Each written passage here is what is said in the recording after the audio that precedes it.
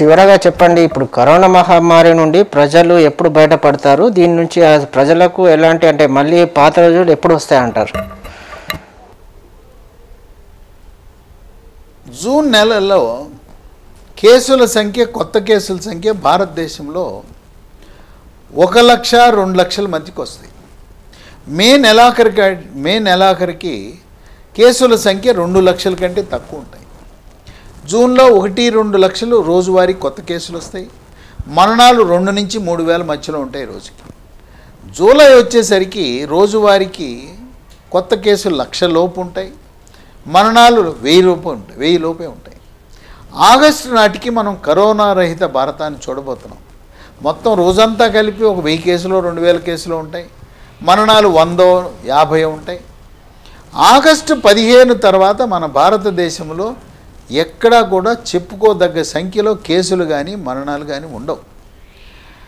అయినా కూడా ప్రధానమంత్రి మోడీ గారు ప్రతి భారత పౌరుడికి కూడా టీకాలు వేయాలనే సంకల్పంతో ముందుకు సాగుతున్నారు. ఇప్పటికే భారతదేశంలో 20 కోట్ల టీకాలు వేశాం.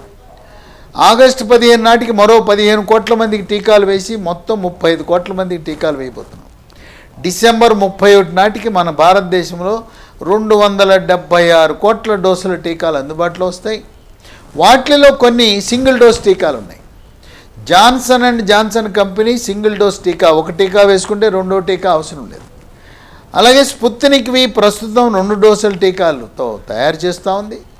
మరో 2 నెలల కాలంలో స్పుత్నిక్ వి లైట్ అనేది వస్తూ ఉంది, సింగిల్ డోస్ టీకా. భారత్ బయోటెక్నిక్ ముక్కులో చుక్కల రూపాన టీకాలు తయారు చేస్తూ ఉంది. ముక్కులో చుక్కల రూపాన్ని కూడా మనం అనేక మంది, కోట్ల మందికి టీకాలు వేసే అవకాశం ఉంది.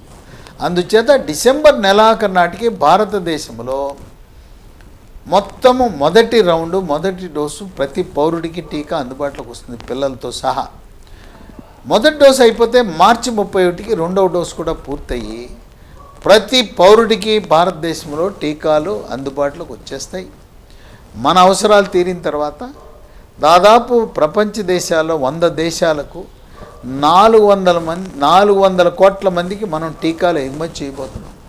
ప్రస్తుతం మనకి అవసరం కనుక భారతదేశంలో తయారయ్యే కోవిషీల్డ్, కోవాక్సిన్ త్వరలో జూన్ మొదటి వారంలో జైడస్ క్యాడిలా జైకోవ్డి ZYCOVD అనేది తయారు చేస్తూ ఉంది. అది జూన్ మొదటి వారంలో మార్కెట్లోకి వస్తుంది.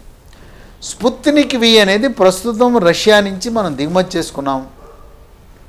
నిన్ననే ఈ పనేషియా బయోటెక్నిక్ అనే కంపెనీ రష్యన్ ఫార్ములాతో హిమాచల్ ప్రదేశ్లో రోజుకు 1,00,000 డోసులు తయారు చేయడం ప్రారంభించింది.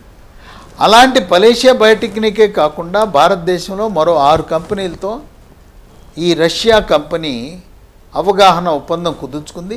రెడ్డి ల్యాబ్స్ హైదరాబాదులో, అలాగే హెట్రో బయోటెక్, గ్లాండ్ ఫార్మా, ఇక ఇన్ని కంపెనీలు, దాదాపు 7 కంపెనీలతో అవగాహన ఒప్పందం కుదుర్చుకుని నెలకు 10 కోట్ల డోసులు తయారు చేయాలనే సంకల్పంతో స్పుత్నిక్ వి ముందుకు సాగుతూ ఉంది. రష్యాలో ఉండే గమేలియా అనే సంస్థ. దీనికి అదనంగా సింగిల్ డోస్ స్పుత్నిక్ వి లైట్ అనేది కూడా ఉత్పత్తి కాబోతూ ఉంది.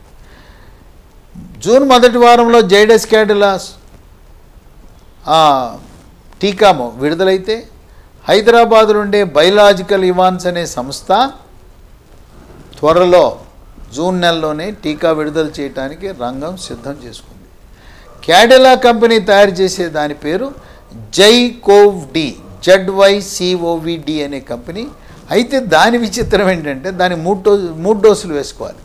ఒక పక్క కంపెనీలన్నీ జాన్సన్ అండ్ జాన్సన్ కంపెనీ, ఈ రష్యాలో ఉండే కంపెనీలు సింగిల్ డోసుకి వెళ్తుంటే ఈ జైకోవ్డి అనే జైడస్ క్యాడిలా 3 డోసులు వేసుకోవాలి. కొంచెం అసౌకర్యమే. కనుక రాబోయే కాలంలో సాంకేతిక పరిజ్ఞానం సింగిల్ డోస్కి ముక్కులో చుక్కల రూపాన వెళ్తుంటే అహ్మదాబాద్ కంపెనీ ప్రస్తుతం 3 డోసులు వేసుకోవాలి.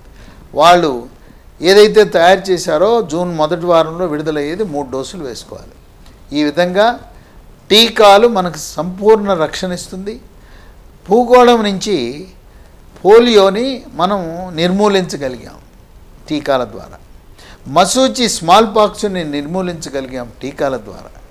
ఇప్పుడు మూడవ జబ్బు మనం పేరు చెప్పుకోకపోయే జబ్బు కోవిడ్ అనే జబ్బుని శాశ్వతంగా భూగోళం నుంచి సాగనంపడానికి టీకాలే క్రియాశీలక పాత్ర పోషిస్తాయి. Thank you sir. మీ అమూల్యమైన సమయాన్ని మాకు కేటాయించి మా ప్రేక్షకులకు విలువైన సమాచారాన్ని ఇచ్చారు.